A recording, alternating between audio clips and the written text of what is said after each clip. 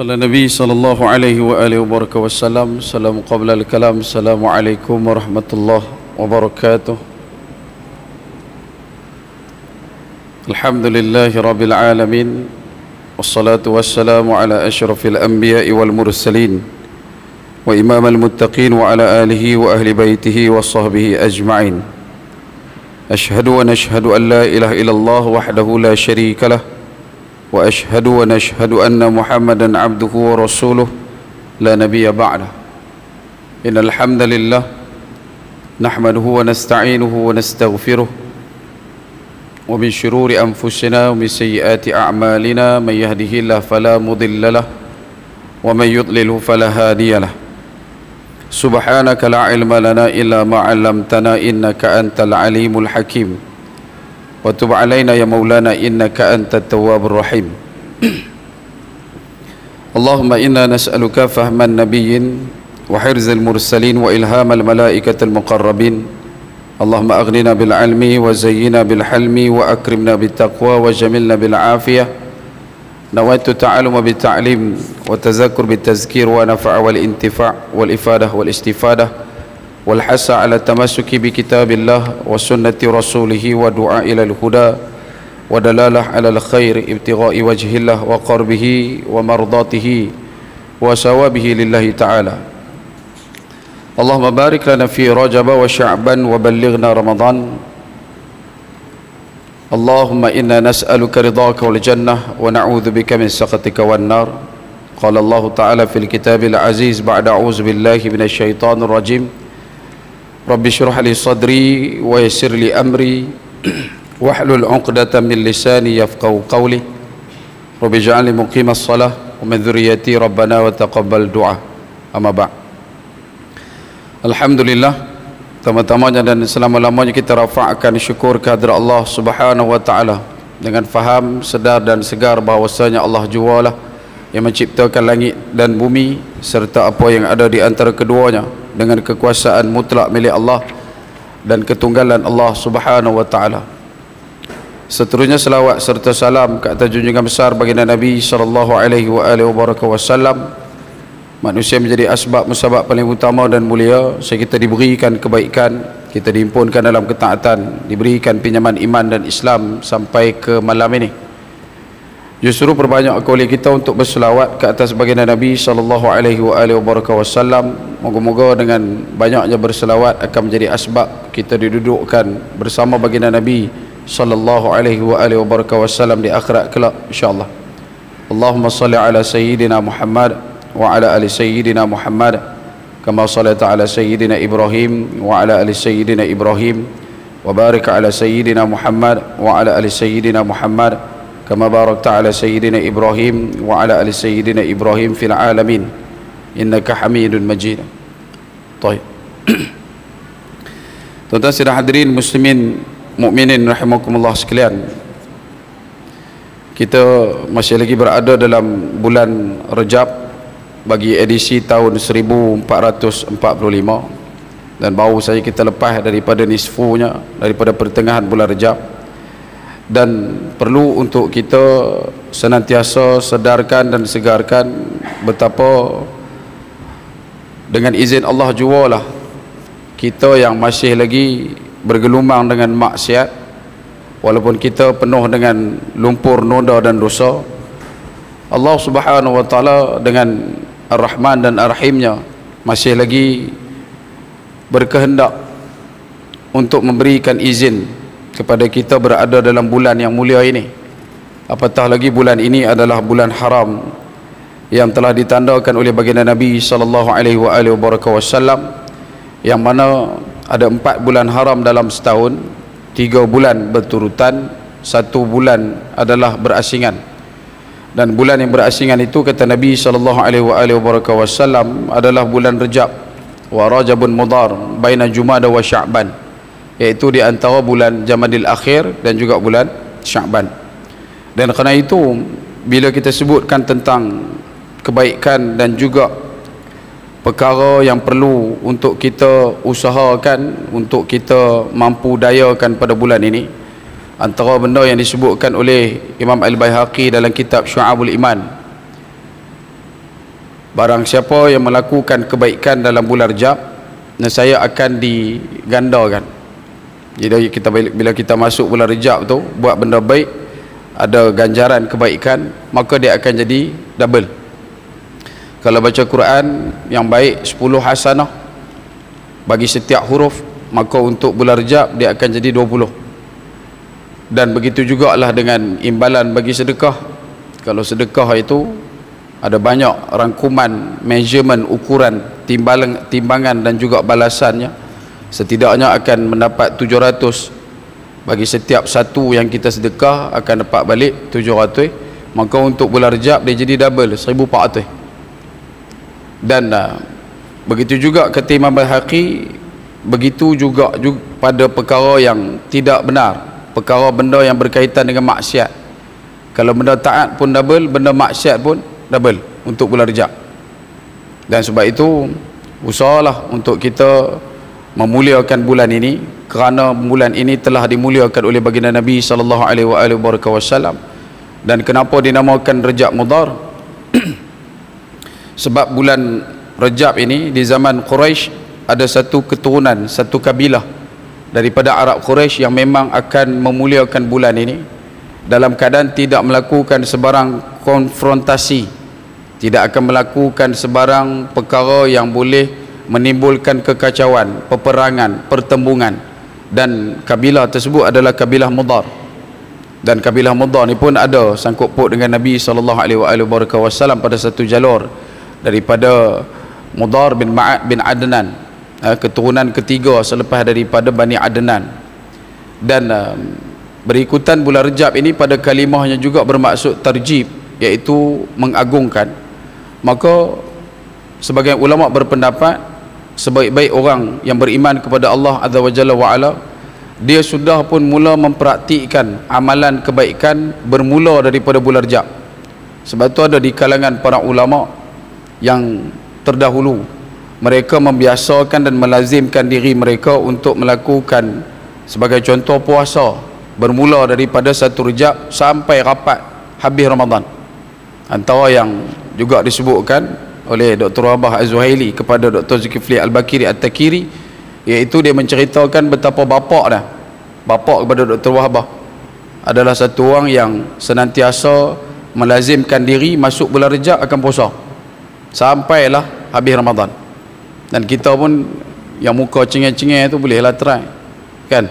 Yang boleh buat diet AF sampai tungging terbalik tu boleh try, cuba untuk buat puasa Rajab daripada 1 Rajab sampai habis bulan Ramadan.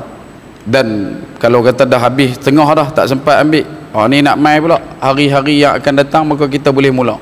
Pasal apa? Sebab dia macam intern, praktikal, latihan industri. Pasal kita nanti nak masuk satu bulan perang yang mana kita akan all out. Kalau kita tak all out, boleh faham? Kalau kita tak buat habis-habis law ni, nanti masuk bulan Ramadan kita tak boleh apa. Dan sebab itu di kalangan para alim ulama juga, bulan Rajab dan bulan Syaban adalah bulan untuk berpencak dalam gelanggang masalah tentang rukun puasa. Sebagai contoh, masalah fik puasa akan ditumbuk lumat dalam bulan Rajab dan Syaban. Kerana apa? Bila masuk bulan Ramadan, tidak ada lagi perbincangan tentang perkara berkaitan dengan rukun puasa secara detail. Kerana kebanyakan di kalangan ulama salafus salih terdahulu, bila masuk bulan Ramadan, mereka cuma tumpu pada 3 perkara utama. Iaitulah yang pertama adalah qiyam, yang keduanya adalah siyam, yang ketiganya adalah Quran. Dan 3 benda ni tak ada lagi ruang untuk halaqah, tidak ada lagi ruang untuk kuliah. Sebab tu kalau nak mengaji dan sebagainya berkenaan dengan puasa, bulan law ni dah kena mula dah. Bulan Rajab ni dah kena buat daurah, dah kena buat dah ulang kaji, supaya kita jadi orang yang boleh menghadapi bulan Ramadan dalam keadaan yang sama dan siap siaga. Sebab tu di kalangan ulama terdahulu juga memberikan penekanan masuk bulan Rajab ni, kalau boleh rajin-rajinlah pergi pondok. Pergi pondok yang ada buat pengajian daurah berkenaan dengan fik puasa, tuan-tuan pergi. Dia akan ajak tentang fik siam, fiqh siam, bukan nikah siam. Silap dengar pula, fiqh siam, maksudnya fiqh tentang puasa. Banyak pondok-pondok tu buat. Tapi ada juga geng-geng hak yang masuk hutan lah, duk buat pondok lah. Pasal dia tahu dah lah bulan Rejab, tak banyak hari dah nak puasa. So dia standby dah buat, dia buat pondok siap-siap. Pasal nanti boleh food panda. Kan? Sini bukanlah Burkina Faso banyak buat perangai lagu tu. Sebab itu tuan-tuan, bila masuk bulan Rejab ini, ia adalah satu penanda aras untuk kita recheck balik kita punya kefahaman tentang ibadah puasa. Kemudian bila sebutkan tentang kemuliaan bulan Rejab, ada banyak perkara yang menjadi rencah utama dalam perjalanan sequel bulan Rejab. Antaranya yang boleh kita sempat sebutkan pada malam ini pada tuan-tuan adalah satu sariyah ataupun operasi yang diarahkan oleh baginda Nabi sallallahu alaihi wasallam ke atas seorang sahabat bernama Abdullah bin Jahsh radhiyallahu an. Operasi ini berlaku dalam bulan Rejab tahun kedua Hijrah, yang mana dalam operasi tersebut Nabi SAW telah perintahkan kepada Abdullah bin Jahsh untuk pergi ke satu kawasan yang mana panjanglah, make it short. Sampai dekat sana Nabi suruh dalam surat Nabi supaya Abdullah bin Jahsh dapatkan maklumat dan balik ke Madinah. Jarak tempat tu dengan Madinah 2 hari perjalanan. Jadi bila sampai dekat lembah tersebut, sebagai riwayat mengatakan lembah Nakhlah, Abdullah bin Jahsh dan juga bersama dengan ketumbukan tentera perisik Nabi SAW yang turut sama dengan Abdullah bin Jahsh berdepan dengan kelompok kafir Quraisy yang sedang bawa barang dagangan untuk diniagakan. Dan sahabat yang lain berkata kepada Abdullah bin Jahsh, kita terus serbu saja, kita ambush terus, pasal mereka ni musuh, kita ambush terus lah. Tapi Abdullah bin Jahsh kata tak boleh, sebab Nabi suruh kita dapatkan maklumat dan balik. Jadi kata sahabat yang lain dalam mesyuarat, mereka kata kalau kita dapatkan maklumat dan kita balik 2 hari, nanti kalau kita nak mai pun lagi 2 hari, mereka ni dah huyuk lah, mereka ni dah tak ada dah. Jadi no point benda tu, lebih baik kita serang. Bila mana bermusyawarah dan akhirnya mereka bersetuju untuk ambush kafilah perdagangan daripada Quraisy yang juga membawa harta umat Islam sebenarnya untuk diperdagangkan di Syam. Dan akhirnya telah berlaku satu kematian di kalangan ahli Quraisy, iaitulah Amr al-Hadrami. Dan ketika mana anak kepada al-Hadrami ini meninggal dunia, keturunan Hadrami ini meninggal dunia, berita tersebut dibawakan dan disebarkan di Mekah.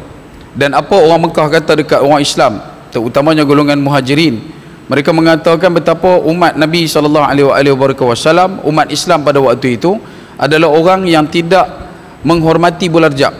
Sebab bulan Rejab kan tak boleh bunuh, bulan Rejab tak boleh perang. Tapi dalam bulan Rejab itulah berlakunya operasi yang disebutkan sebagai Syariah Nakhlah.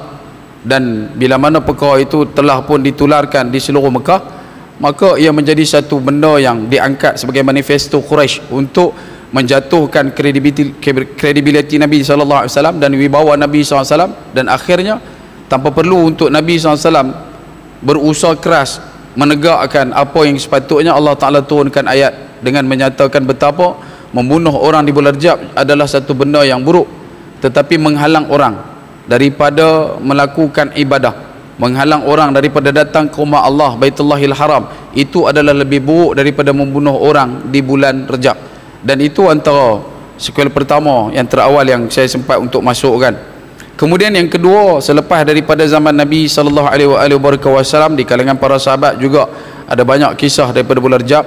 Cuma yang saya nak pinpointkan pada satu zaman ketika pada tahun 583 Hijriah, iaitu di zaman penaklukan semula Baitul Maqdis yang dilakukan oleh Salahuddin Al-Ayyubi, yang pernah sempat kita sebutkan kepada tuan-tuan dalam pertemuan yang lalu, yang dia telah membawa satu legasi mata rantai sinambung perjuangan kepada guru dia, iaitu Sultan Nuruddin Zanki.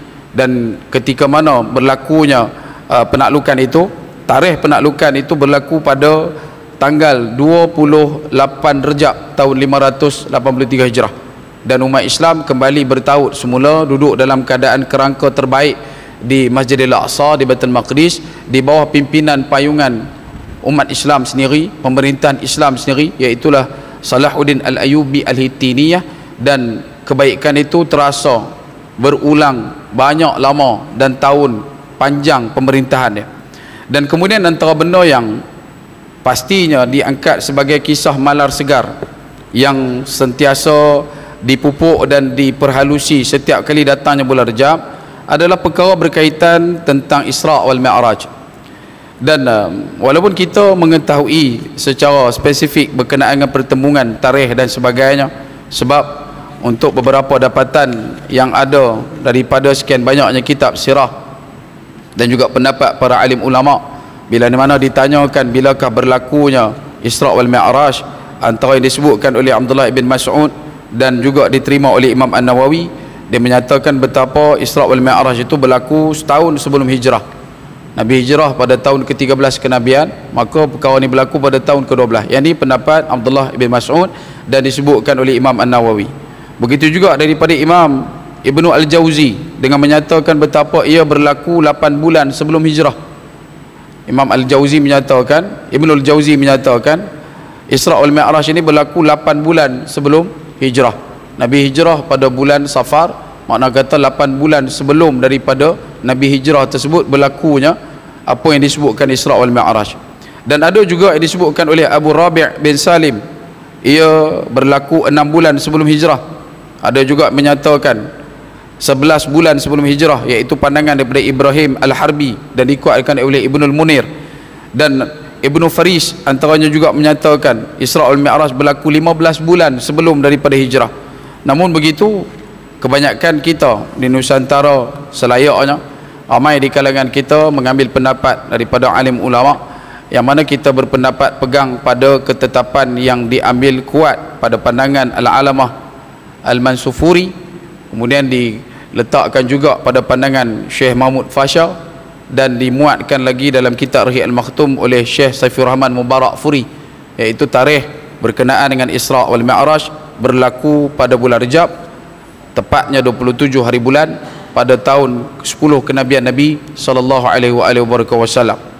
Dan kemudian apabila kita sebutkan tentang Isra' wal Mi'raj, antara benda yang perlu untuk kita hadamkan, betapa Allah Subhanahu wa taala telah pun memberikan satu jalan keluar yang paling utama bagi orang yang beriman kepada Allah Subhanahu wa taala, bagaimana nak mencermati dan menekuni perjalanan hebat dan perjalanan agung ini.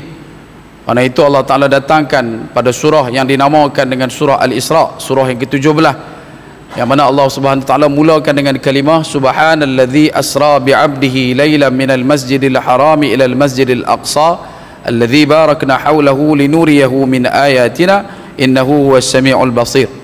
Allah Subhanahu wa taala berfirman dengan memulakan kalimah pada awal ayat tersebut, kalimah taqdis, kalimah tasbih, subhanalladzi. Dalam Al-Quran kita akan jumpa banyak kali lah. Kalau kalimah subhanalladzi akan diulang siar sebanyak 4 kali. Yang pertamanya didatangkan dalam surah Isra', surah ke-17 ini, ayat yang pertama. Kemudian kita akan jumpa lagi 2 kalimah subhanalladzi yang muncul dalam surah Yasin, dan yang keempatnya dalam surah Zukhruf ayat yang ke-13. Ayat yang surah Zukhruf ni rata-rata dan rasa-rasa kita semua hafal. Subhanalladzi sakhkhara lana hadza wa ma kunna lahu muqrinin wa inna ila rabbina lamunqalibun. Doa naik kenderaan, dia bubuh stiker pelekat kat meter 85 dia tu, lepas tu dia start motor buh gear 1 belah terus. Kita pun pelik bila baca doa, dia kata tak payah baca pasal pelekat stiker dah, stiker kena kat dia kan, bukan sinilah. Sebab tu bila sebut kata subhanalladzi, mana-mana ayat dalam Quran, antara lain selain pada subhanalladzi tu tak akan jumpa kalimah subhanah. Subhanah juga muncul dalam Quran kurang lebih ada 14 tempat, yang mana setiap perkara yang datang selepas daripada kalimah subhanah ataupun sebelum dari kalimah subhanah, ia adalah satu perkara yang perlu untuk kita terima sebagai dasar iman, bukan akal. Ingat, bila jumpa kalimah subhanah dalam Quran, subhanahu ataupun subhanah ataupun subhanallah ataupun subhanalladzi, ayat yang datang selepas ataupun sebelum pada gandingan kalimah tersebut adalah perkara yang perlu untuk kita imankan, bukan akalkan. Kenapa? Sebab kalau kita akalkan, dia akan menjadi satu perkara yang sukar. Tapi kalau kita imankan, maka kita akan wa inna ilaihi raji'un, kita akan rasa selamat, tenteram, senang kerana kembalikan kepada Allah. Sebab itu juga selepas daripada ayat kalimah subhanalladzi, Allah Ta'ala terus menyatakan asra bi'abdihi, Allah yang memperjalankan hambanya. bukannya hamba itu yang memperjalankan dirinya sendiri, bukan atas inisiatif kreatif Nabi untuk bergerak dalam satu limbungan perjalanan waktu yang sedikit, dan Nabi SAW mampu untuk mengembara pada kadar waktu yang cukup cepat. Tidak, sebab Allah Subhanahu Wa Taala telah pun meletakkan asra bi'abdih, Allah yang memperjalankan hambanya. Bila kita dah tahu Allah yang memperjalankan hambanya, maka tak ada perkara yang perlu untuk kita pertikaikan, persoalkan, risaukan, gelisahkan, sebab Allah yang memperjalankan. Dan betapa Allah juga, kata ulama di dalam ayat ini, Allah memperakui kehambaan Nabi SAW. Bukan takat Nabi SAW saja mengakui kehambaan diri Nabi kepada Allah, tetapi Allah juga memperakui kehambaan Nabi kepada Allah Subhanahu Wa Taala. Asyhadu an la ilaha illallah wa asyhadu anna Muhammadan abduhu wa rasuluh. Perkataan Nabi SAW akan menyebutkan aku adalah hambanya dan aku adalah rasulnya. Dan bila mana datang ayat ini, Allah memperkenankan, memperakukan betapa memang Nabi adalah hamba kepada Allah Subhanahu Wa Taala.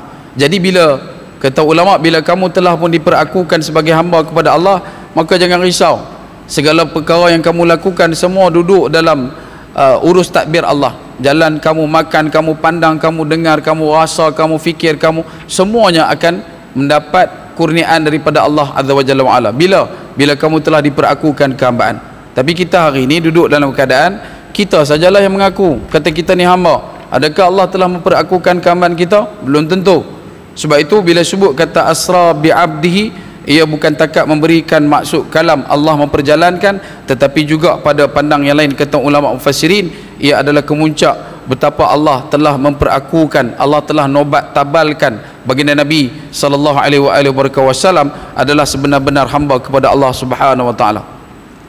Dan kemudian antara benda yang diperincikan berkenaan dengan asra. Apa itu asra? Datang daripada kalimah sara, dia bukan safar. Kalau kata safar, dia akan merujuk kepada perjalanan waktu siang. Tapi kalau kata sara, dia yang berjalan. Tapi kalau asra, dia diperjalankan. Maka kenapa malam? Kenapa benda tu bi'abdihi laila, bukanlah waktu nahar? Kenapa bukan waktu siang? Kalau tuan-tuan buka dalam temolok sejarah Islam, tuan-tuan akan dapati betapa perjalanan umat ini pada kerangka kemuncak kebaikan dan juga kegemilangannya ditanda pada titik-titik malam. Al-Quran diturunkan malam, hijrah berlaku malam, Isra' wal Mi'raj juga malam. Dan ini nak memberikan khabar kepada kita betapa besarnya kebaikan malam untuk kita menekuni dan juga mencermati hakikat kebesaran dan keagungan Allah. Dan kebaikan tersebut, kebesaran tersebut perlu untuk kita rasakan dalam kehidupan. Sebab itu kata ulama sebagai contoh, kalau tuan-tuan ada hajat yang besar dan tuan-tuan perlu untuk pergi ke satu tempat yang mengambil masa yang sedikit panjang, seeloknya dan sebaiknya lakukanlah perjalanan itu pada waktu malam. Tuan-tuan ada temuduga di Kuala Lumpur, nak pergi ke sana, eloknya malam, nak ambil istifadah kebaikan daripada perjalanan malam Nabi SAW. Sebab Nabi hijrah pun malam, Nabi Isra' Mi'raj pun malam. Dan kemudian kalau kata kita contoh nak berkahwin, contohlah kan, dia nak kahwin dengan orang Tanjung Malim, kalau takat duduk Taman Seri Sedang, kahwin dengan Taman Abdullah Fahim, tak payah duduk bergerak malam, tu teruk sangat. Siap bawa kemah lagi di rumah Tok Bishan. Ni apa cerita ni? Ustaz Abang kata keluar malam. Bukan keluar malam, keluar malam sikit Abang dah. Nah, kalau kata dulu-dulu pun, kalau kata orang kita menikah malam, orang kita, orang Melayu kita kan, apa nama arwah mak saya dengan ayah saya, masih lagi hidup lah ayah saya, kahwin tu malam. Biasalah, biasa benda tu malam. Jadi kalau kita nak bergerak tu malam. Kenapa malam? Diperincikan lagi oleh ulama. Sebab malam ni titik tumpu fokus kita akan semakin kuat. Kita punya target tempat nak tuju tu dia akan clear, dia tak ganggu dengan benda lain. Contoh tuan-tuan nak pergi ke KL, Kuala Lumpur, bukan Kelang Lama, Kuala Lumpur. Tuan-tuan keluar daripada rumah pukul 10 kata. Tuan-tuan nak sampai sekali dalam pukul 3-4 pagi. Jadi dalam perjalanan tu tuan-tuan takkan rasa jenuh dengan hiruk pikuk suasana keliling perjalanan tu. Tak payah duk ralik nak tengok benda apa agak, kan? Bini pun tak boleh nak ajak pergi berhenti kedai mai. Betul? Ni kedai mai ada buat sale pukul 3 pagi, sale apa? Aku hentak atas pokok paku 5 pun hantar, kan? Anak-anak pun tak kalut untuk suruh kita berhenti kat kedai Eko ke DIY ke apa ke. Pukul 11 malam 12 malam siapa nak buka kedai? Sate sundel bolong pun tutup awal, kan? Sebab itu bila sebut kata malam ni banyak manfaat tuan-tuan, dan khasiat yang lebih utama bila kita bergerak malam, kadar kita uzlahnya selimut malam ini bila mana menyelubungi kita, dia akan menambahkan keinsafan diri kita, dia akan menenangkan kita, dia akan mententeramkan kita. Sebab tu penting untuk kita menakul perkara ini pada kaedah sunnah yang ditinggalkan oleh baginda Nabi sallallahu alaihi wasallam. Kemudian ayat seterusnya, minal masjidil haram ilal masjidil aqsa. Yang ini adalah satu titik penting untuk fiqh musafir. Antara lain yang ulama cuba sebutkan adalah bila kita bergerak daripada satu tempat ke satu tempat, dan pastinya tempat itu jauh ataupun dekat, pastikan kalau boleh mulakanlah perjalanan kita itu, tandaan pertamanya adalah sejurus selepas kita keluar pada masjid. Contoh, tuan-tuan nak pi ke Kelantan, kan? Nak pi ni bila ni? Nak pi malam.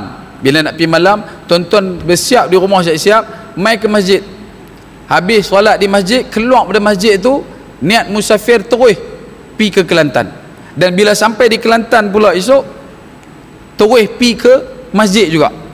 Boleh faham? Nanti kita akan dapat lihat betapa barakahnya perjalanan itu, betapa banyaknya faedah yang kita bakal miliki, dan betapa banyaknya khasiat yang bakal kita hirup sebabkan oleh kita mengambil istifadah kebaikan yang dilakukan ke atas Nabi sallallahu alaihi wasallam. Cuma tinggal lagi macam mana kita nak proses benar ni lah. Boleh faham tak? Kadang-kadang masjid kalau sampai di sana pukul 3 pagi banyak masjid dah tutup. Takkan kita nak pergi masuk, maka ada wakaf dekat luar tu, ejah-ejah lah kalau nak buat. Bukan kata mesti buat, tidak, cadang. Boleh, bukan kena, boleh. Dan kemudian betapa bila mana kita bergerak daripada satu tempat ke satu tempat, perkara yang perlu untuk kita usahakan kita lawati adalah masjid di tempat yang baru kita sampai. Bukanlah dia punya shopping komplek, tempat jual kapet murah, pinggan seramik, beli 3 serangkai ke, kain batik, cat semut ke, dah, bukan yang tu. Yang penting pi tengok dulu kapet masjid dekat tempat yang kita baru sampai. Yang penting kita pi dulu tengok kiblat dekat masjid yang kita baru sampai, dekat tempat baru tu.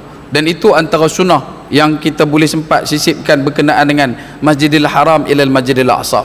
Terus kepada peristiwa Isra' Mi'raj Nabi.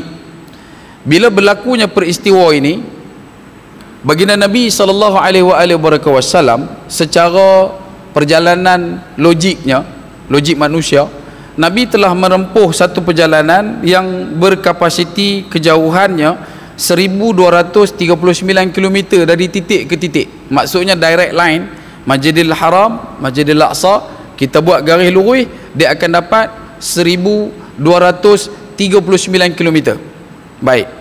Kemudian hari ini punya kemampuan teknologi pengangkutan yang biasa. Kalau tuan-tuan pi naik kereta daripada Masjidil Haram nak pergi Masjidil Aqsa, perlu menempuh perjalanan sejauh 2066 km, mengambil masa kurang lebih 35 jam drive. Tapi lah perang, ada masalah sikit dekat Palestin, ada isu di Palestin, maka nanti tentu akan lalu dekat satu terusan, tentulah kot naik feri. Panjang perjalanan itu 2066 km, dan nak ambil masa 35 jam perjalanan sekarang. Bagaimana dengan kemampuan teknologi pengangkutan di zaman Nabi? Unta standard Puspakom 40 hari pi, bukan pi balik. Nak pi itu ke Palestin, sekali pi bergerak daripada Mekah nak pi ke Palestin, nak pi ke Masjidil Aqsa 40 hari baru sampai. Kalau naik unta merah bolehlah pi 30 hari. Dan kalau pi balik dah ambil masa 2 bulan. Kalau unta biasa 80 hari, 2 bulan lebih. Dan bila mana Nabi SAW balik pulang daripada peristiwa Isra' wal Mi'raj, pagi itu kata Sayyidatina Aisyah, Nabi SAW duduk di depan rumah, dan Nabi SAW melihat ke bahagian luar rumah. Ketika duduk tengok di luar tu, datang Abu Jahal mai. Abu Jahal mai, dia tengok Nabi satu macam kan. Dia tengok Nabi, "Ya Muhammad sallallahu alaihi wasallam, ada berita apa-apa ke?" Nabi adalah seorang nabi, Bila sebut kata Nabi, apa Nabi? Nabi adalah penyampai berita daripada kalimah naba. Naba tu berita. Bila sebut ada surah An-Naba, An-Naba berita besar, yang menyampaikan berita tu Nabi. Dan Abu Jahal pula, dia ada satu, bukan Abu Jahal lah, kita pun kadang-kadang ada jadi lagu tu juga, dia suka tanya berita.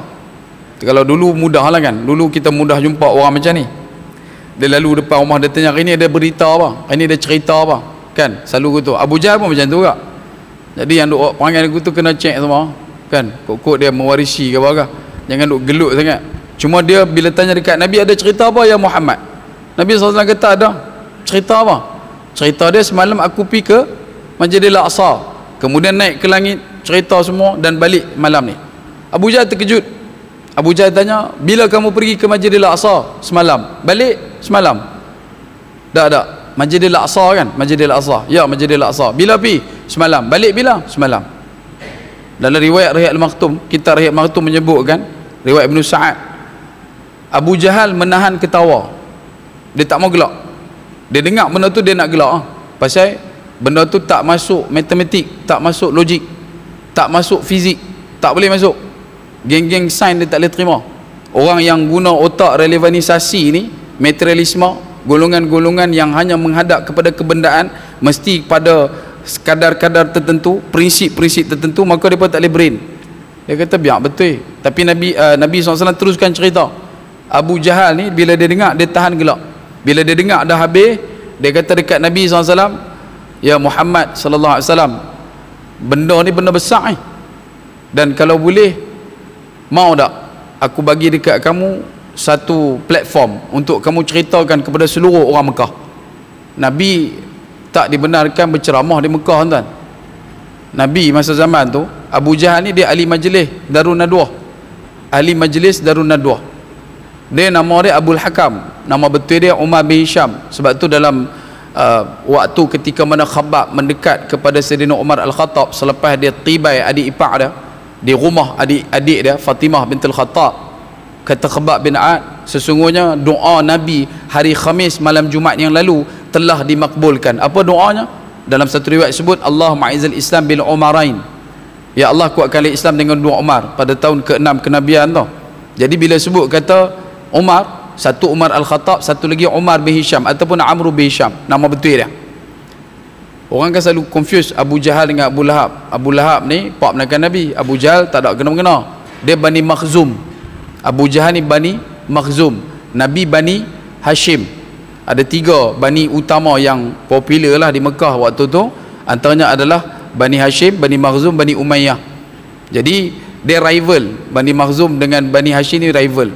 Tambah pula Abu Jahal ni dia duduk dalam Darun Nadwah, dia tak boleh nak ambil majlis yang jaga siqayah dan juga rifadah, iaitu bagi makan minum orang buat haji. Dia nak sangat benda tu tapi tak dapat. Yang tu dapat kat keturunan Bani Hashim. Jadi Abu Jahal ni dia memang tak bagi Nabi untuk ceramah. Nabi pun ceramah kecil-kecilan je lah. Kalau zaman kita ni Google Meet lagu tu lah, kan, buat di rumah Sayyidina Abu Bakar, buat di rumah Arqam bin Abi Arqam. Tapi hari tu pagi tu Abu Jahal kata, aku akan bagi kat kamu platform yang utama, pentas utama, TV1.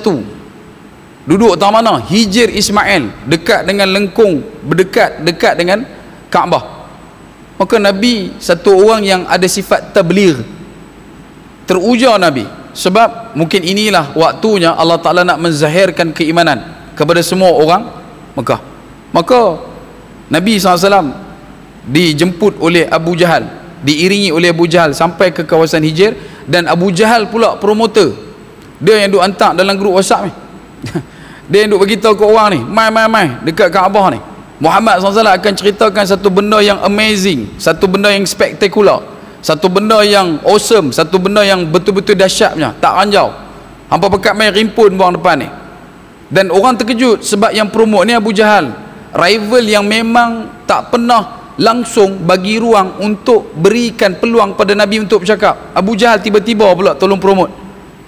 Dan kalau ada orang tanya siapakah penganjur ceramah Isra' Mi'raj pertama di dunia, Abu Jahal. Pasal dia lah yang panggil Nabi untuk ceramah pasal Isra' Mi'raj. Kemudian bila mana Nabi mula bercerita, Abu Jahal dah standby sebab dia dah dengar lah. Dia duduk standby. Dalam riwayat Sayyidatina Aisyah kata, berapa ramai orang yang telah bermurtad bila mana mendengar perkataan Nabi di kalangan orang yang dah beriman. Sebab apa?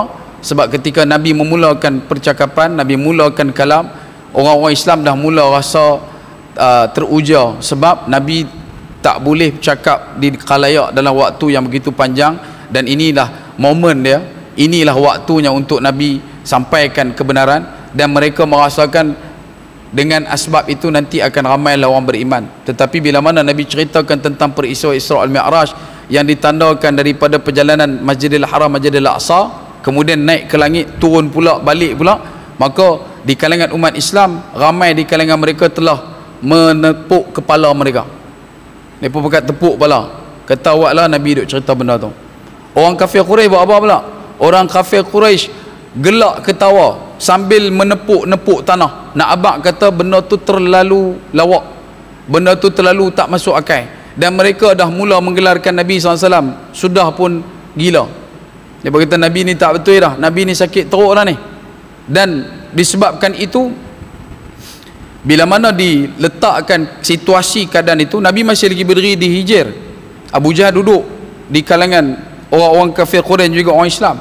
Dalam waktu yang sama, Sayyidina Abu Bakar tak ada dekat situ. Maka Abu Jahal menyatakan, hari ini agama Muhammad SAW pasti akan lenyap. Muhammad tu sendiri orang akan lupa, sebab dia bertemu dengan Nabi ni lama, tuan-tuan. Abu Jahal ni perangai dia cukup tak elok. Nabi panggil dia Abu Jahal, orang Arab Quraisy panggil dia Abul Hakam. Sebab apa? Macam kita sebut hari tu, sebab dia membunuh Sumayyah binti Khayyat, bapa.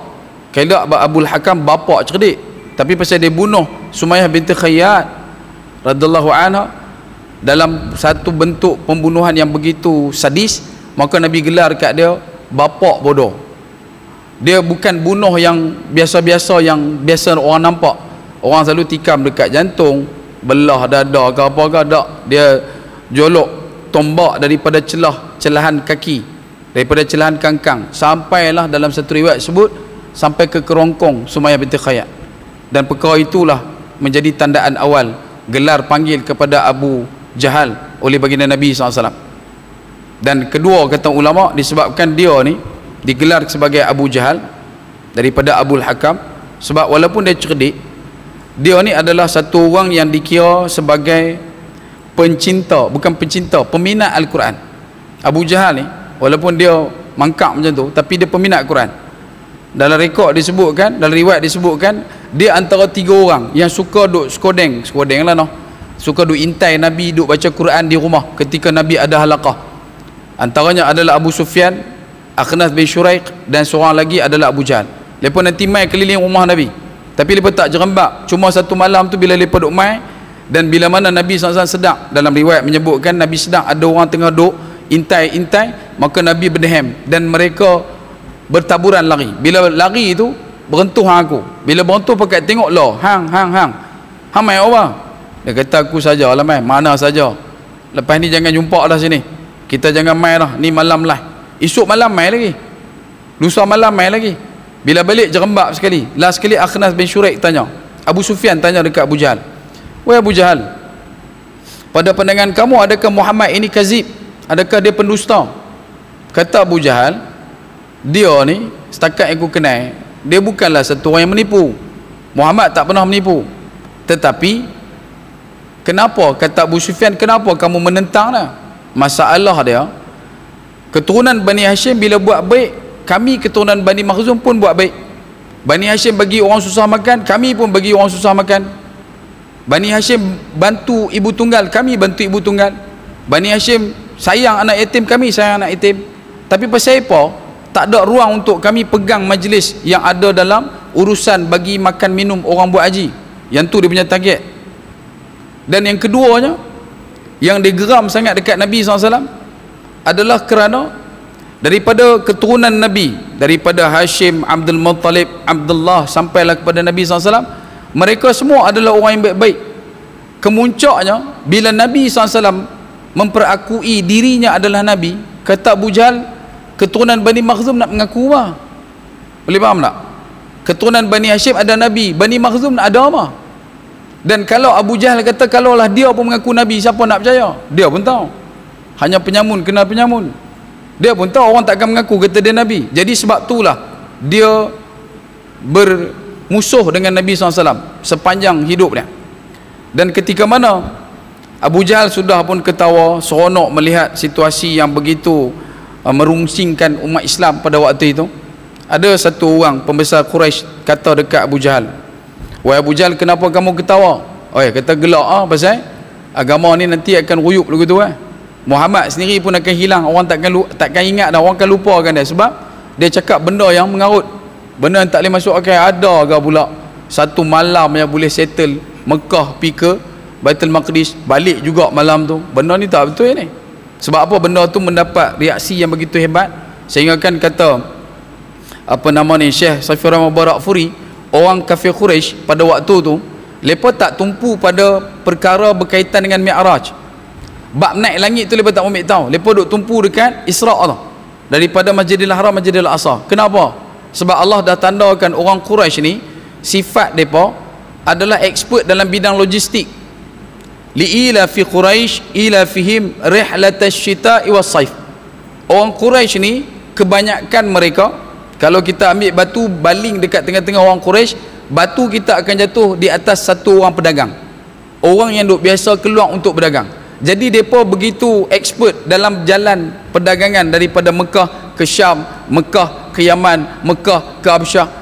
Tiba-tiba Nabi SAW jengui dalam keadaan mengatakan perjalanan itu cuma mengambil masa sebahagian daripada malam. Maka mereka marah, tak boleh benda tu mengganggu konsentrasi fikir mereka. Mana boleh buat, kami yang habis otai pun tak pernah buat benda lagu tu, macam mana hang boleh buat ni? Mereka tak puas hati dekat situ bab langit mereka tak ambil tahu.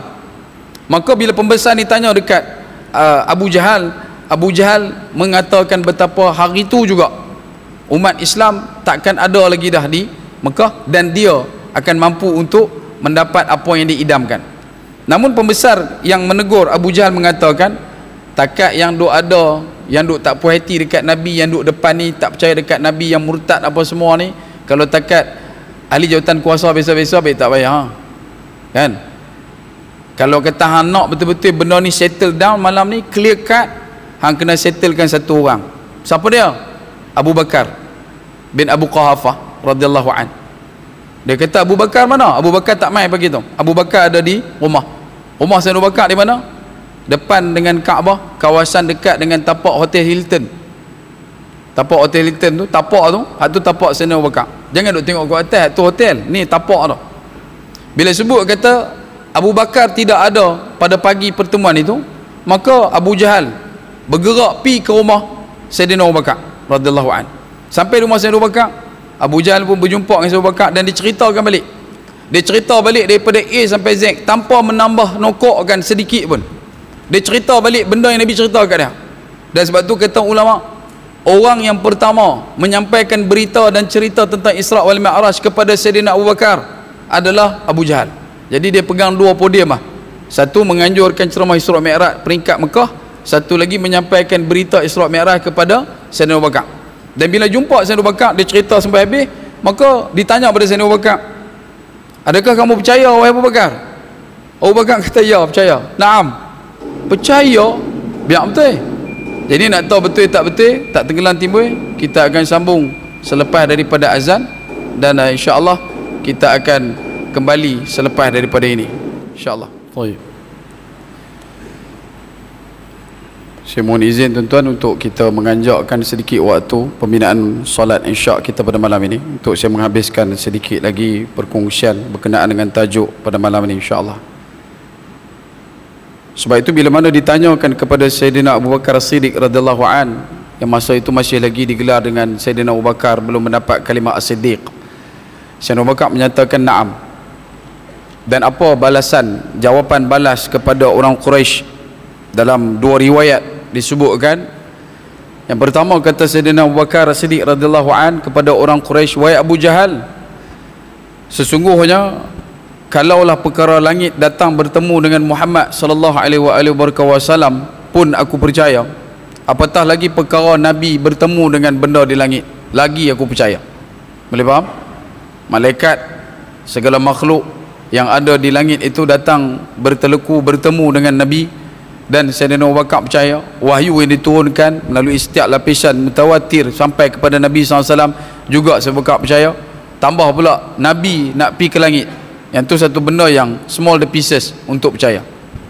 Dan yang kedua disebutkan lagi oleh Sayyidina Abu Bakar dalam riwayat yang lain, betapa kata Sayyidina Abu Bakar, wahai ahli Quraisy, wahai orang Quraisy, kalaulah di hadapan aku ada satu dinding yang berwarna hitam dan Muhammad sallallahu alaihi wasallam menyatakan padaku dinding itu berwarna putih, nescaya yang benar adalah Muhammad sallallahu alaihi wasallam dan yang menipu adalah mata aku.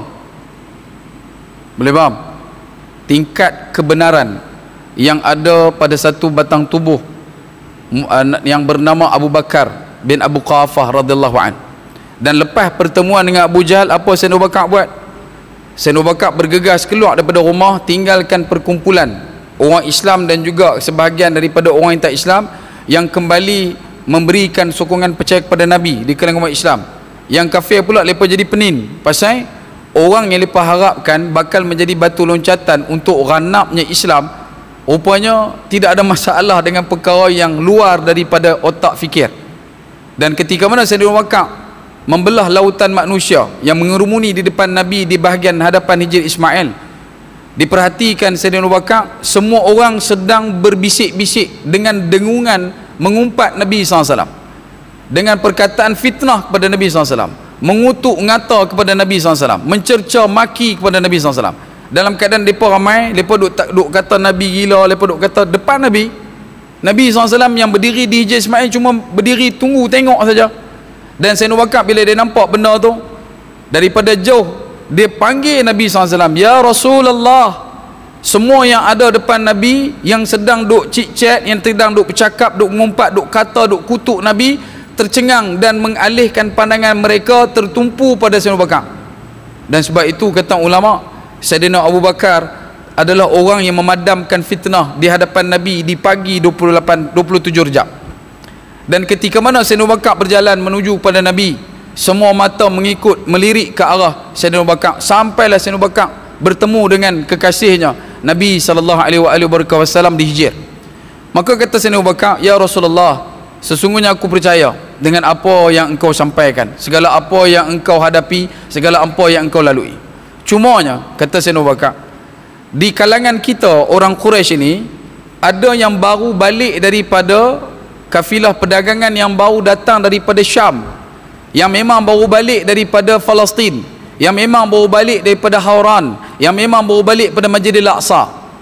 Jadi kalaulah boleh kita panggil mereka ni untuk mereka bertanya kepada engkau, mendapatkan penjelasan yang sebenar-benar jelas, adakah benar yang engkau pergi itu Masjidil Aqsa?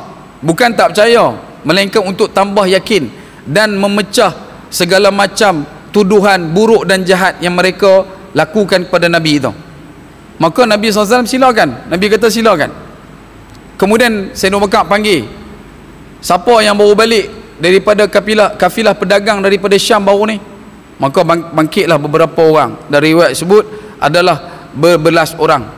Jumpa Sayyidina Abu Bakar, dan Sayyidina Abu Bakar buat deal dengan mereka. Sayyidina Abu Bakar kata, lah ni hampa tanya dekat Nabi SAW, Nabi Muhammad SAW, benda berkaitan dengan Masjidil Aqsa. Sebab hampa bawa balik kan, hampa bawa balik, hampa pun bawa balik sebulan, sebab perjalanan dia kan sebulan, hampa mau balik sebulan, mestilah benda yang ada kat Masjidil Aqsa tu sebulan kekal lagi lah, tak berubah mana. Maka mereka kata okey, kami boleh tanya, dan kalau Muhammad SAW memberikan jawapan yang benar, hampa kena mengaku benar, dan kalau Muhammad memberikan jawapan salah, hampa kena kata salah. Deal? Maka Nabi SAW pun bersetuju dengan situasi itu.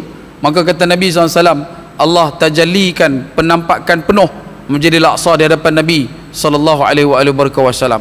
Satu demi satu soalan dilontarkan kepada Nabi SAW. Pokok di sekitar Masjidil Aqsa, apakah warna dinding kota Baitul Maqdis, apakah ada kain yang menutup di kawasan depan pintu masuk, apakah yang ada di dalam sekitar kawasan Masjidil Aqsa. Nabi jawab tuntas, jelas, satu demi satu demi satu. Domino kejatuhan, kerapuan, kesyirikan akhirnya menyembam dan tersungkur di hadapan Nabi sallallahu alaihi wasallam. Tak mampu untuk mereka menegakkan leher lagi di hadapan Nabi, melainkan mereka tersipu-sipu, malu di hadapan Nabi, kerana sesungguhnya Muhammad yang kita kenal ini sememangnya dia masih Muhammad Al-Amin, satu orang yang tidak pernah berdusta. Dan kemudian kata Nabi sallallahu alaihi wasallam, walaupun dah berselera orang kafir Quraisy, orang yang beriman kemudian goyang kembali balik beriman, mereka duduk dalam keadaan dah mula celaru dan serabut, sebab benda yang Nabi sebut adalah benda benar dan tak ada siapa boleh petikai, dan semua setuju benda yang Nabi sebut itu adalah tempat yang sama mereka pergi, iaitu kawasan Baitul Maqdis. Dalam keadaan riuh suasana fikir benak mereka untuk mencerna benda tu, nak logikkan balik betul tak betul, gedebuk-gedebak, Nabi kata, wahai Quraisy, ada satu benda aku nak ceritakan dan nak sampaikan kepada kamu. Nabi memberikan satu tamparan, tempeling yang begitu hebat. Nabi kata apa? Nabi kata, sesungguhnya dalam perjalanan Isra aku pulang ke Masjidil Haram, ketika mana aku berada di atas burak bersama dengan Jibril, di bawah perjalanan aku itu, aku dapati ada satu kafilah pedagang yang bergerak daripada Syam menuju ke Masjidil Haram. Nabi duduk burak view, bukan bird view, burak view. Nabi duduk atas, Nabi nampak ada kumpulan pedagang yang sedang bergerak. Dan Nabi kata, kumpulan ni, masa aku jumpa ketua kafilah pedagang ini, bukan ketua kafilah, unta yang mengetuai kafilah itu adalah unta yang diikat dengan tali berwarna merah. Dia siapa geng pala lori kat lah, kan? Ada lori pala purple, kita tahulah dia ni ambil tanah merah belah Gok Pau. Ni lori kepala oren, dia ni ambil tanah merah belah apa nama ni, kawasan Matan Pasir. Ni dia ambil belah Juru, lori dia kepala pink, contohlah. Ni pun ada tak kafilah, pasal nak tahu geng-geng ni, kafilah pedagang. Jadi Nabi kata kumpulan pedagang ni, ketika aku nampak, mereka sedang tercari-cari unta mereka yang hilang dalam malam, waktu malam kan. Kemudian Nabi kata, dari atas Nabi nampak unta tu duduk tak mana. Nabi pun laungkan suara kepada kafilah pedagang ni dengan Nabi kata, wahai fulan, sesungguhnya unta kamu berada di lembah fulan, pergilah kamu mendapatkan unta kamu di lembah tersebut. Dan kata Nabi, kafilah yang duduk di bawah ni mendengar apa yang Nabi sebut, dan mereka terus menuju ke lembah yang Nabi sebutkan, dan mereka menemukan unta mereka, dan mereka meneruskan perjalanan datang ke Masjidil Haram. Dan rombongan ini, kata Nabi, bakal tiba 3 hari lagi. Boleh faham situasi dia, orang Mekah macam mana mereka punya rasa. Sebab macam tunggu Shopee Pay, Shopee Pay Day, pukul 2 pagi akan ada jualan gila-gila punya, dahsyat, kau punya diskaun, kan? Pakai duk tunggulah, lain-lain pukul 1.50 lena, jaga pula dah habis dah pada muka, kan? So pakai duk tunggu 3 hari bang. Sini punya merengkam duk tunggu ni bila nak sampai. Dalam waktu yang sama, mereka pun ego, boleh saja mereka keluar pergi cari, tapi tak mahu lah. Pasal arrogant, belagak, ignorant, menolak. Mereka ego tinggi, mangkap betul bawa ni. Kemudian bila mana mai hari ketiga, secercah cahaya pagi melangkaui seluruh kota Mekah, berpusu orang Mekah menuju ke kawasan pintu di bahagian utara sekitar Juhfah, di kawasan bahagian utara menghadap ke Madinah. Di hujung riak-riak Fata Morgana, nampak bayang-bayang yang muncul, dan mereka itulah pedagang yang ditandakan oleh Nabi. Kerana apa? Kerana unta yang jadi kepala, yang jadi kapla tu, diikat dengan tali berwarna merah. Dan akhirnya ketika mana kafilah pedagang ni mendekat, tak tertahan rasa rindu, bergemersik rasa untuk mendapatkan maklumat dan juga jawapan yang paling padu. Maka mereka berumun keluar mendapatkan kafilah pedagang, dan mereka terus bertanya, adakah kamu pedagang daripada Syam? Ya. Adakah kamu ketika dalam perjalanan telah hilang unta kamu? Ya. Adakah ketika mana kamu sedang mencari unta kamu, kamu mendengar suara dari langit menyatakan unta kamu berada di lembah sekian-sekian? Ya. Dan kamu ikut suara tersebut? Ya. Dan kamu jumpa unta kamu? Ya. Dan kamu tahu tak suara siapa tu? Dia kata, mana lah nak pergi tahu? Dia tak cakap Kedah lah, dia cakap Arab ha. Dia kata, tak tahu, kami tak tahu suara siapa, cuma kami tahu suara tu bagi tahu unta kami ada dekat tempat sekian-sekian. Dan kalau kamu nak tahu, suara itu adalah suara Muhammad sallallahu alaihi wasallam. Dan akhirnya orang kafir Quraisy mereka terduduk dan tak boleh nak buat apa. Tapi yang tak beriman tetap juga tak beriman. Yang ada pun semakin tambah imannya di kalangan orang yang sudah pun beriman kepada Allah Subhanahu wa taala. Sebab itu daripada awal kita sebut bingkisan Isra wal Mi'raj bukan perkara yang boleh diakalkan, tak mampu untuk diakalkan. Setidaknya kita ambil pada beberapa portion tertentu dalam figura besar Isra wal Mi'raj. Tak payah kita ambil kata Isra wal Mi'raj, Nabi tandakan dengan bantuan hayat. Nabi bagi tahu kat kita, Nabi diperjalankan oleh Allah Subhanahu wa taala dengan atitu, dengan dinaikinya burak. Burak ni pula mendapat satu perkara, satu tumpuan utama untuk diperbincangkan di kalangan para ulama. Bukan takat zaman kita, sejak daripada dulu. Bahkan peristiwa Isra Mi'raj ini kalau kita tengok secara sekali lalu, antara benda yang disebutkan juga menjadi inspirasi kepada Ibn Sina dalam usaha dia untuk menjalankan satu proses pembedahan pertama di dunia berdasarkan peristiwa Syaqqus Sadr yang berlaku ke atas Nabi sebelum dilakukan Isra wal Mi'raj. Kan ada belah dada Nabi sebelum Isra Mi'raj. Ibn Sina terujar dan terinspirasi untuk jadi orang yang mengkaji macam mana nak bedah, dan bagaimana alatan pembedahan itu akhirnya di enrichment, diperkayakan dan developkan oleh ulama selepas daripada Ibn Sina. Begitu juga dengan Ibn Firnas, Abbas Ibn Firnas yang hidup pada sekitar tahun 800 Hijriah. Dia pula terinspirasi dengan perkara yang disebutkan tentang burak, sehingga dia mampu untuk menakul ayat Allah pada surah Al-Mulk ayat yang ke-19 yang menceritakan pada satu kalimah wa yaqbidn, berkenaan dengan adakah kamu tidak melihat burung yang terbang di udara, siapakah yang menahan. Dan usaha Ibn Firnas ini berjaya mampu untuk mencipta prototipe penerbangan manusia pertama.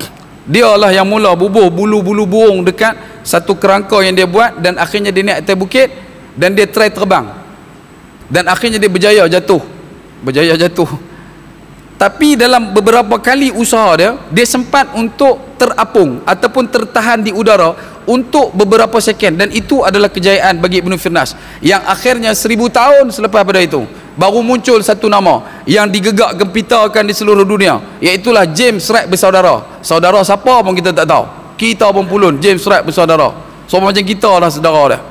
Sebab itu bila sebut tentang isu berkenaan burak, antara benda yang perlu untuk kita usahakan faham, Isra wal Mi'raj seluruh komponen yang berlaku bukan takat menceritakan tentang pembinaan watak salat, perjalanan Nabi bertemu dengan para Nabi, Nabi bergerak daripada Masjidil Haram menaiki burak ke Masjidil Aqsa, ke Sidratul Muntaha, melalui setiap lapisan langit, bayangan penampakan yang Nabi nampak, segala benda yang diperjelaskan oleh Malaikat Jibril. Tidak takat itu, tetapi sekecil-kecil skru pembinaan watak Isra Mi'raj telah pun dikaji lumat oleh ulama terdahulu di kalangan ulama Islam. Sebutkan saja Al-Biruni, Al-Khawarizmi, Khazin, Al-Jazari.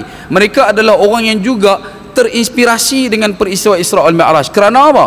Kerana Nabi telah diperjalankan oleh Allah Azza wa Jalla wa Ala, dan disebabkan oleh itu ia menjadi satu challenge kepada umat Islam untuk mencari jalan. Kalau tak mampu untuk disamakan dengan Nabi, dan pastinya takkan sama, mereka adalah orang yang menapak di tangga-tangga terawal untuk sampai ke kemuncak.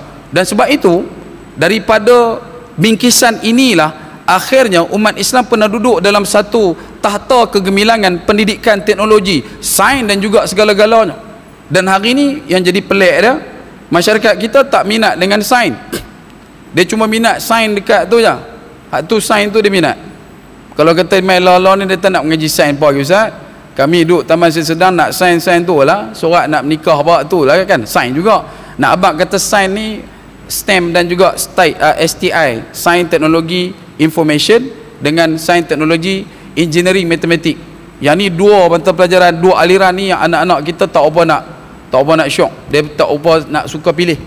Sejak pada tahun 2020 dalam satu artikel dapatan kajian daripada MASTI, satu agensi daripada Kementerian Sains dan Teknologi Inovasi, menyebutkan Malaysia akan mengalami defisit saintis. Sebab kita bila nak buat negara maju, setidaknya dengan kapasiti masyarakat Malaysia sekarang di Malaysia ni, kita ada penduduk 33 juta. Bacaan draft pada tahun 2023, 33 juta, 17.5 adalah lelaki, 15.9 adalah perempuan. Kita punya kedudukan saintis kita dengan ratio penduduk dia tak cun. Sebab target kalau nak jadi negara maju, dia kena ada 500,000 untuk setiap satu, untuk Malaysia ni dia kena ada 500,000 saintis, barulah kita boleh dapat negara maju. Cuma masalah law ni, untuk seluruh dunia Islam, kita belum lagi mampu untuk menandingi Jepun. Seluruh negara Islam majoriti, kita tak mampu lagi untuk ada sama macam mana Jepun. Jepun ada banyak mana? Jepun ada 5,000 saintis untuk 1 juta orang. Jepun kan? Amerika dia ada 4,000 saintis untuk 1 juta orang. Kapasiti per kapita dia tu 1 juta ada 4,000. Malaysia tak sampai banyak tu. Kita masih lagi jauh, dan akan mai satu zaman kita akan berada dalam kelompok negara kurang upaya teknologi, dan kita akan berharap kepada teknologi daripada luar, dan ini adalah satu benda yang berbahaya, sebab kita akan ada bukaan lapangan untuk dikongsikan kepada peringkat luar daripada negara. Yang ini adalah satu benda yang susah. Sebab tu dalam kajian MASTI dia sebut sejak tahun 2020 anak-anak kita cenderung untuk tidak sambung dalam aliran sains. Dia banyak ambil benda-benda lain. Bila tanya nak jadi apa? Influencer. Influencer pun kena mengaji juga bang. Takat hang influencer viral 2-3 konten saja tak payah. Yang tu kontang, bukan konten. Kontang creator tu. Yang ni kita nak cari konten. Bila sebut kata sains sejak 2020, anak-anak kita tak minat. Bahkan sains tu dinampakkan sebagai satu benda yang susah dan sukar. Dengar fizik dia okey, kimia dia okey, biologi dia biol. Dia jadi satu macam ya. Bila sebut kata benda ni, ya, kita kena grooming balik anak kita, tengok pada sejarah Islam betapa umat ini telah meletakkan cop nama, kita lah mengungguli semua. Setiap kerangka ni yang ada, kamera, TV, kipas, semua ada tanda-tanda tangan daripada umat Islam yang terdahulu, yang mereka cermati dan mereka menakul Quran pada bayangan perdana teknologi dan pendidikan. Tapi kita hari ni hilang benda tu. Bukan takat kita hilang, dah bahkan kita lupakan. Ada Quran tapi kita tak mau tengok pada naratif yang boleh membangkitkan, ledakan, anjakan paradigma masyarakat. Kita lebih tertumpu pada benda-benda yang boleh mempertembungkan kita dengan pihak orang yang satu lagi. Dekat masjid pun kadang-kadang Isra' Mi'raj dia bincang, kalau kata cerita yalah benda-benda berkaitan tu kan. Cuma kalau boleh nanti untuk Isra' Mi'raj panggil astronomi kah, baru kita akan nampak dia punya projektor tu lebih besar. Kita nak cerita berkenaan nebula, kita nak cerita berkenaan dengan Andromeda, kita nak cerita berkenaan dengan apa nama yang disebutkan visible, apa yang disebutkan sebagai universe, coverable universe, benda yang ada dekat alam semesta yang kita boleh nampak. Semua benda tu kalau kita nampakkan dalam kalangan anak-anak kita, ia akan jadi satu benda yang hebat. Dan Isra' Mi'raj sebenarnya adalah ibu kepada semua benda ni. Sebab tu bila perbincangan buruk, sebelum saya terlupa, buruk ini kata ulama setidaknya diambil daripada perkataan barqun. Barqun ini seawalnya kita akan jumpa dalam Al-Quran surah Al-Baqarah ayat ke-20. Kalimah barqun akan muncul. Apa maksud barqun? Kilat. Bila sebut kata barqun kilat, kelajuannya bersamaan dengan cahaya. Kelajuan cahaya banyak mana tuan-tuan? 1 saat 300,000 km kurang lebih. 1 saat 300,000 km. Kalau dia bergerak dalam masa 5 saat, kelajuan cahaya boleh mengelilingi bumi 37 kali. Yang tu baru barqun. Tapi Nabi SAW sayang dekat kita. Nabi kata binatang yang Nabi tunggang tu buraqun, buraq, ada alif sebelum qaf. Dan bila masuk alif dalam mana-mana huruf Arab, dia akan memberi maksud tambah yang infinity. Dia boleh jadi banyak dan boleh jadi banyak sikit dan teramat banyak. Contoh, farhun gembira. Kalau farahun, farah amat gembira, lebih banyak gembira dia. Barqun kilat, buraqun lebih banyak dia punya kelajuan. Bahkan kata insinyur, satu orang insinyur daripada UTM, dia sebut apa? Kalau nak tengok balik kelajuan, kalaulah kita duk fikir dan kita berhenti pada buraq itu barqun, dan kita nak samakan dengan kelajuan buraq, kalaulah buraq itu selaju yang dikatakan kelajuan barqun, maka buraq perlu mengambil masa kurang lebih 8 jam untuk sampai di satu kawasan yang digelar Andromeda, di luar daripada lapisan langit. Dan dia perlu ambil masa 100,000 tahun untuk sampai dekat satu kawasan yang dikatakan sebagai kawasan yang mampu untuk dicapai dengan kamera yang diambil oleh James Webb tu. Dia boleh pergi sampai dekat satu tempat tu. Kalau naik buruk ni dia kena ambil masa 1,000 tahun, dan benda tu takkan sama sebab Nabi pi balik dalam masa yang begitu singkat. Kalau tuan-tuan bongkar dan juga tuan-tuan buka hadis, tuan-tuan akan jumpa betapa banyaknya riwayat daripada sahabat-sahabat kibar. Hadis tentang Isra' Mi'raj begitu memberangsangkan, setidaknya 16 orang sahabat besar yang meriwayatkan hadis tentang Isra' al-Mi'raj. Antara disebutkan satu hadis, Nabi sebut ketika pulang daripada Isra' al-Mi'raj, Nabi pegang tempat duduk Nabi masih panas. Agak-agak lama mana Nabi pi Isra' al-Mi'raj, balik pegang tempat duduk Nabi masih panas. Ummu Hani pula dalam kataan dia kata malam tu aku nampak Nabi tak pergi mana. Yang Nabi cerita kata buka bumbung apa semua tu, dia kata Ummu Hani kata Nabi tak pergi mana. Dan yang ni lebih mendatangkan gerun kita, sebab kita berusaha untuk faham apa yang dilakukan oleh penguasa kepada dimensi masa dan ruang. Siapa? Allah yang maha melakukan sesuatu hanya pada kaf dan nun Allah, mampu mentadbir dan menentukan kadar yang lebih dahsyat daripada apa yang kita boleh fikir. Sebab tu bila saintis mereka pening kepala nak fikir, dia kata kalau pun betul barqun itulah yang dikatakan sebagai buraq, iaitu kelajuan cahaya, maka dia perlu kepada 18 juta kali ganda kelajuan cahaya baru boleh dapat mungkin kelajuan buraq. Dan tak cukup dengan itu, bila kita sebut berkenaan dengan perkara tentang buraq, dia juga sepatutnya menjadi satu ledakan dan letusan rasa dalam diri kita untuk mengkaji dengan lebih banyak tentang kapasiti fizik, kimia, matematik dan sebagainya. Bagaimana buraq bergerak? Adakah buraq dia punya cara bergerak tu vertical take off macam mana drone? Dia naik atas lagu tu, betul bergerak lagu tu ke? Macam yang Nabi sebut, sejauh mana mata dia memandang kaki dia sampai, kaki dia letak dekat tang mana dia nampak. Dan adakah dengan kita memandang ke langit itu, ketika mana buraq nampak di langit, dia akan sampai tu dekat tempat tu? Adakah wujud portal dimensi tertentu yang disebutkan adanya di Masjidil Aqsa, yang juga disebutkan oleh Nabi SAW, al-ardu mahsyar wa mansyar, yang mana dekat situlah dikoyaknya dimensi dunia kepada satu lagi dimensi yang kita tak boleh nak brain dengan akal.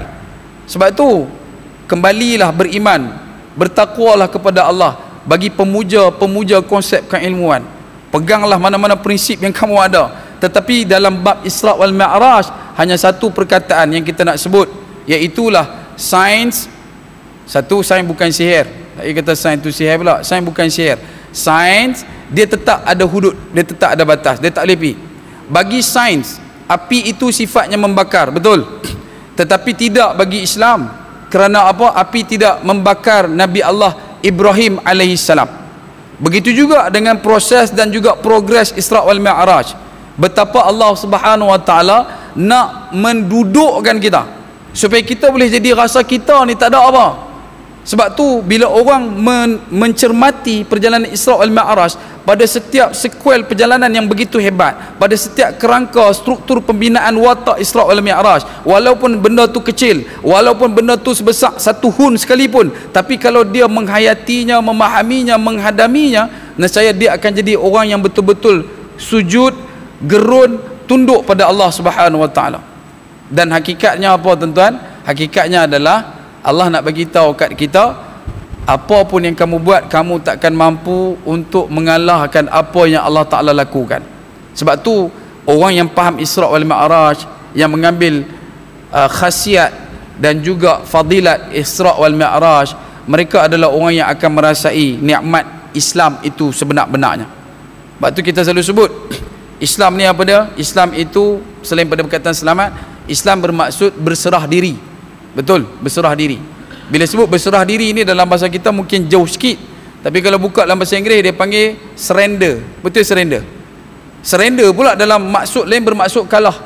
Apa kalah? Kalah dekat sini apa dia? Kita kalahkan ilmu kita, kita kalahkan logik kita, kita kalahkan akal kita, dan kita angkat kekuatan, keagungan dan juga kemuliaan Allah Subhanahu wa taala lebih daripada segala-gala.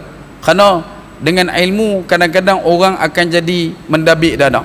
Sebab tu kita selalu sebut ilmu yang baik ini menambahkan gerun dan tunduk. Ilmu yang baik ini akan membuatkan dia membesarkan Allah dalam hidup, bukan membesarkan diri dalam hidup dia. Dan hidup kita, carilah ilmu yang sebaik-baiknya. iaitu ilmu yang membuatkan kita senantiasa mau mendekat kepada Allah Azza wa Jalla wa Ala.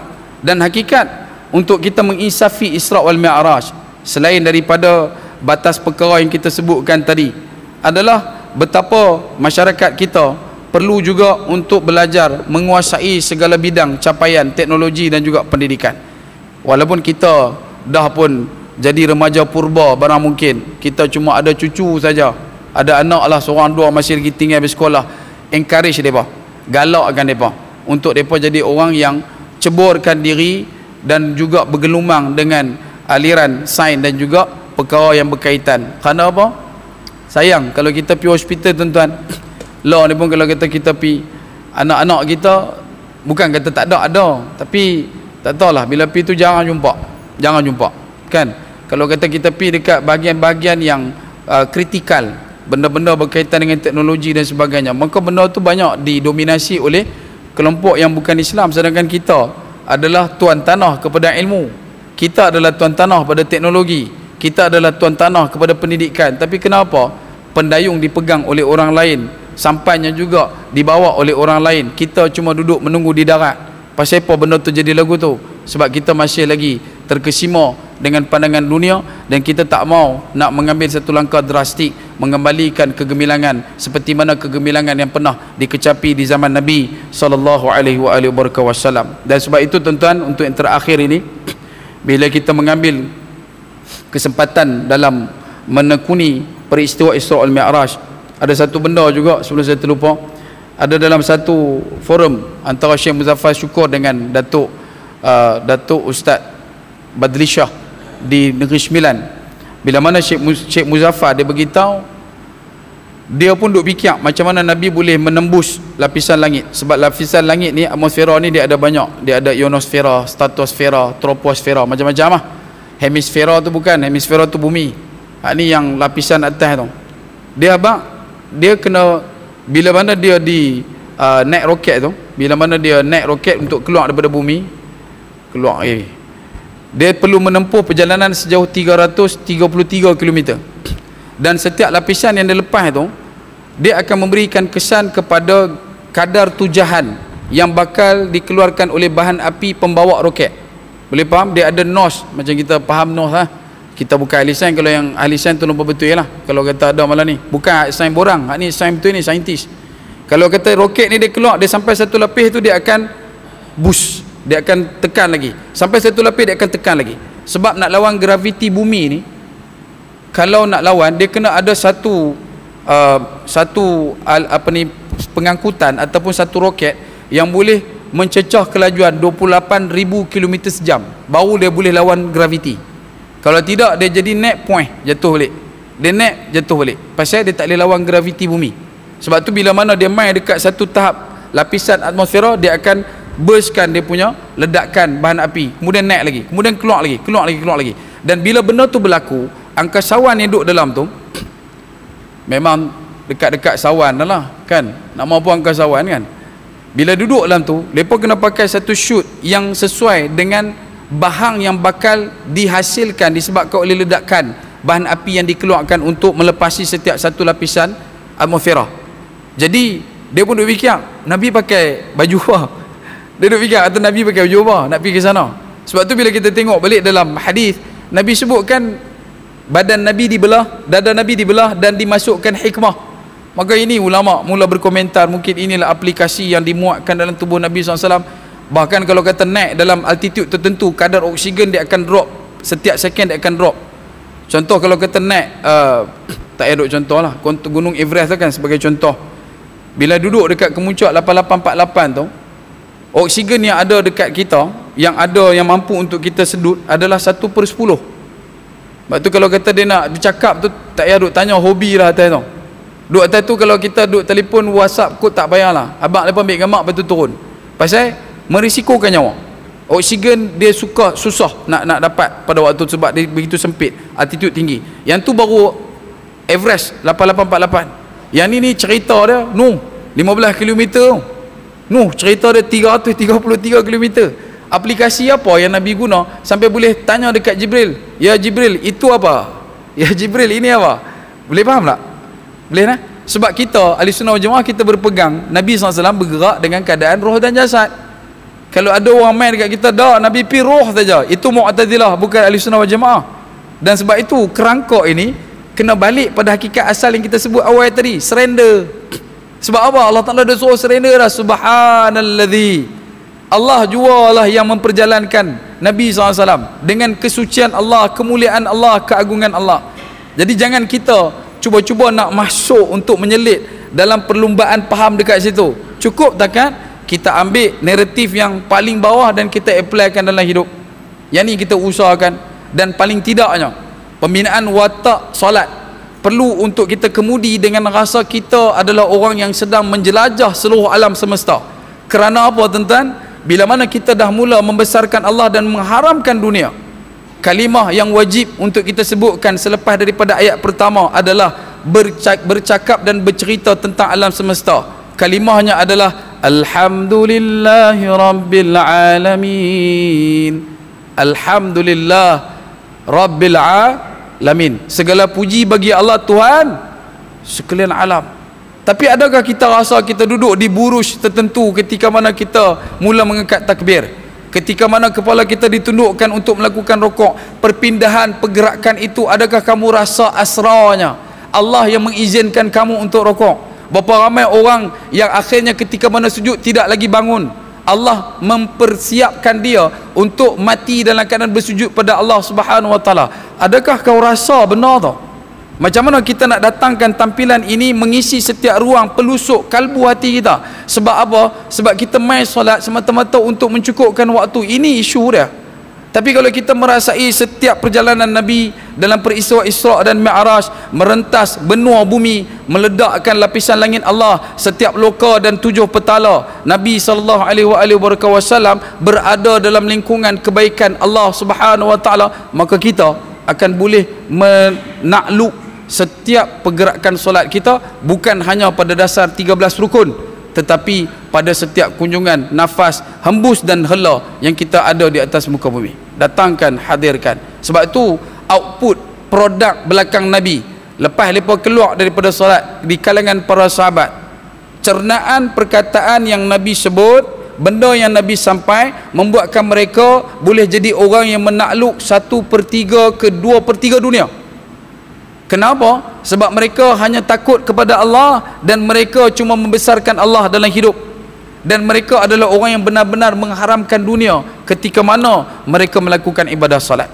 Sebab itu tuan-tuan, dalam ruang yang terakhir, Isra wal Mi'raj juga adalah bumi Palestin. Isra wal Mi'raj juga adalah bumi Ardul Anbiya.